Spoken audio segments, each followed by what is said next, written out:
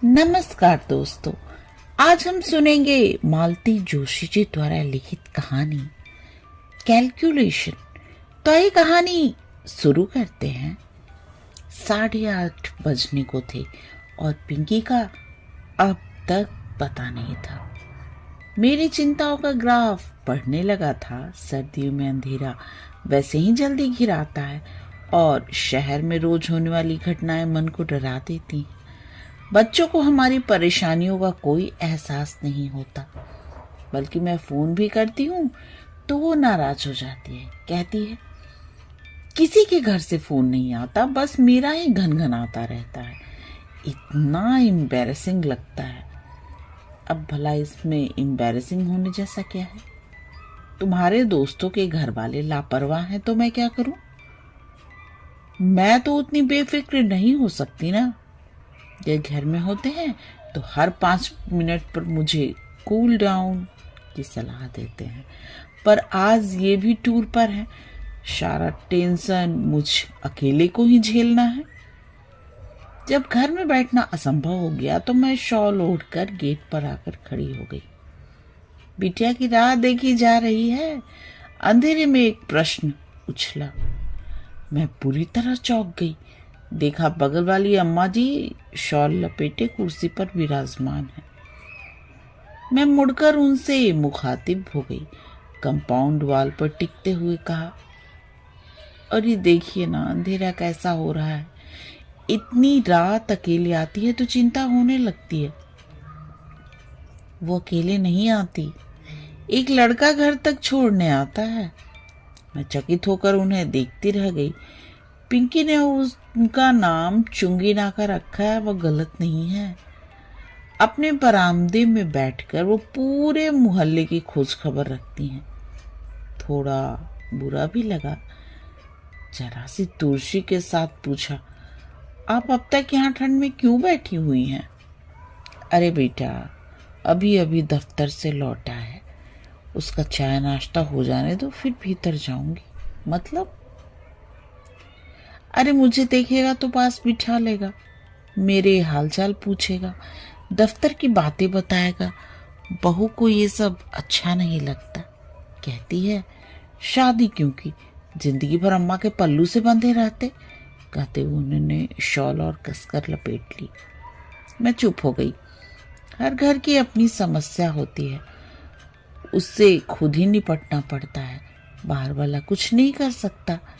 इस समय तो मैं अपनी ही चिंता से ग्रस्त थी, दूसरों की मदद क्या करती। मुझे ज़्यादा प्रतीक्षा नहीं करनी पड़ी। कुछ ही देर में मेरी समस्या यानी कि पिंकी रानी पधार गई। साथ में वो लड़का भी था। पिंकी बाहर से ही चिल्लाई, मम्मा वहां ठंड में क्या कर रही हो? अब उस लड़की ने मुझे देखा। नमस्ते आंटी। नमस्ते बेटा, आओ भीतर आओ, गर्मा गर्म कॉफी पिलाती हूँ। स्कूटर बाहर खड़ा करके वो निसंकोच भीतर चला आया।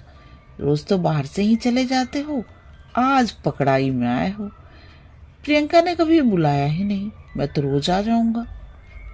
मैंने फटाफट कॉफी बनाई, सूखे नाश्ते के साथ सर्व की और कॉफी पीते हुए उससे ढेर सारी बातें पूछ डाली।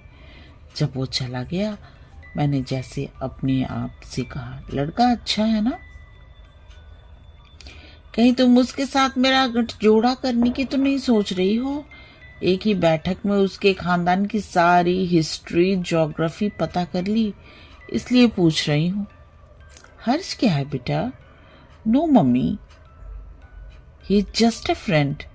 कोचिंग तक लाने ले जाने के लिए ठीक है, पर शादी के कतई लायक नहीं है।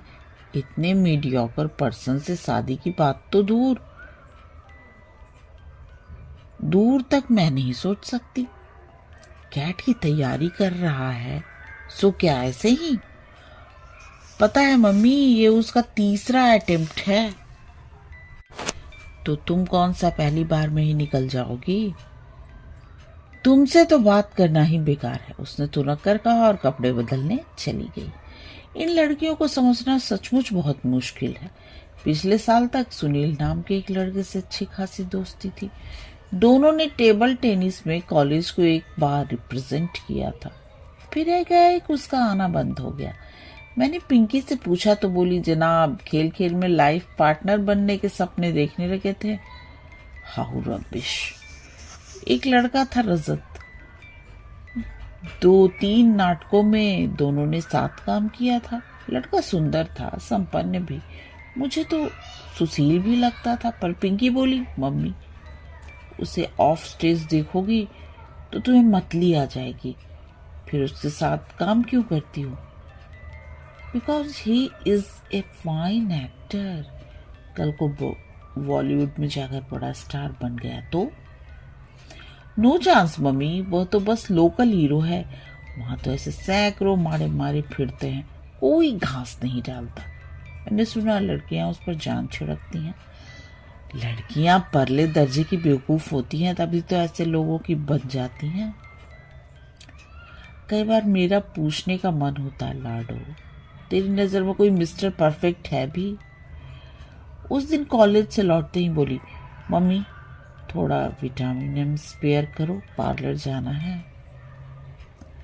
क्यों, कॉलेज में फंक्शन है कोई? फंक्शन तो है पर कॉलेज में नहीं है, बर्थडे पार्टी में जाना है। Kartik is throwing a party.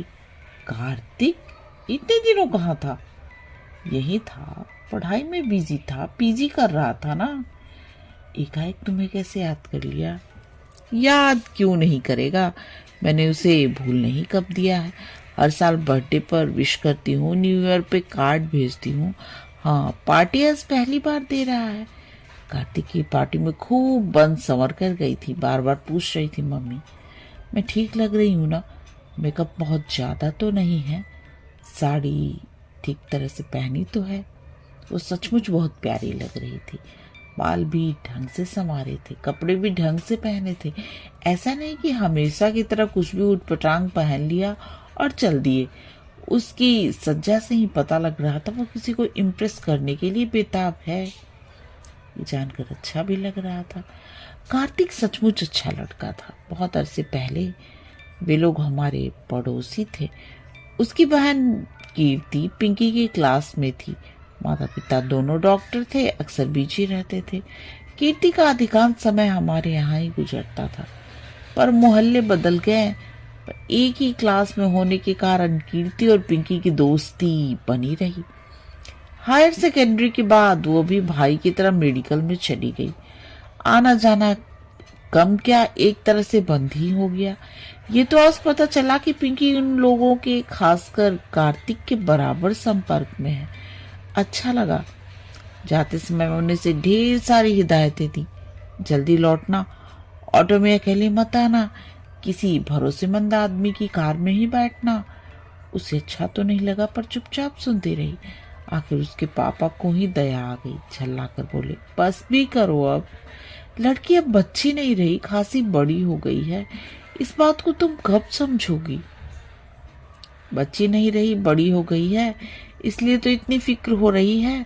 पर ये बातें पुरुषों के दिमाग में कभी नहीं आती। फिक्र करने का जिम्मा जैसे माँ ने ही उठाया हुआ है। रात को लौटी थी तो काफी थकी थकी सी लग रही थी। मुझे आश्चर्य नहीं हुआ। जानती हूँ आजकल की पार्टियों में सिर्फ खाना पीना थोड़े ही होता है। डांस के नाम पे अच्छी खासी हुड़दंग लीला होती है। शोर इतना कि कानों के पर्दे फट जाएं। कैसी रही पार्टी? मैंने पूछा। ठीक ही थी, उसने बेरुखी के साथ कहा और सोने चली गई। अब मुझे ताज्जुब हुआ। और कोई दिन होता तो मुझे पूछने की जरूरत नहीं पड़ती, वो आते ही शुरू हो जाती। ये भी भूल जाती कि आधी रात हो रही है और मम्मी जो उसके लिए अब तक जाग रही थी सोना चाहेगी। पर आज तो उसे बात करना भी मुहाल लग रहा था। जाते समय जो उत्साह फूटा पड़ा था उसका लेश मात्र भी अब बाकी नहीं था। सुबह चाय के समय उसके पापा ने पार्टी के बारे में पूछा तो बोली, पापा पार्टी तो शानदार होनी ही थी, उसने अपनी एंगेजमेंट जो अनाउंस करनी थी। अरे वाह, किससे शादी कर रहा है? अपनी बैचमेट से। दोनों ने साथ ही पीजी किया है। इसका मतलब घर में डॉक्टरी की पूरी एक फौज तैनात है। तब तो उनके नर्सिंग होम का भी एक्सटेंशन होगा। बिल्कुल होगा। अब वो केवल मैटरनिटी होम नहीं रहेगा, वहां बड़ी से बड़ी सर्जरी होगी, इसलिए तो उस बॉर्डम से शादी कर रहा है। अगर उसे पीजी में एडमिशन नहीं मिलता तो उसे लिफ्ट थोड़े ही देता, किसी और को पटा लेता। उसका स्वर अत्यंत कसैला हो गया था। अंकल आंटी भी तो उसकी डिग्री पर ही नीचे हैं, नहीं तो कार्तिक के सामने तो वह कुछ भी नहीं है। It is a business deal all in all. और फिर उसका स्वर एकदम तरल हो गया। पापा, आजकल लोग नाप तोल कर ही प्यार करने लगे हैं ना। उसके स्वर का गीलापन मुझे भीतर तक भिगो गया। मन हुआ उसे गले से लगाकर सांत्वना दूं, कहूं कि लाडो, इसमें कार्तिक का क्या दोष है। अपना नफा नुकसान देखना तो जमाने का चलन है। तुम भी तो इस इल्जाम से बरी नहीं हो। वैसे भी टूटकर प्रेम करने वाली पीढ़ी अब रही नहीं। वे लोग तो कब के इतिहास बन गए। कहानी समाप्त। कहानी सुनने और अपना कीमती समय देने के लिए आप सबका बहुत बहुत धन्यवाद।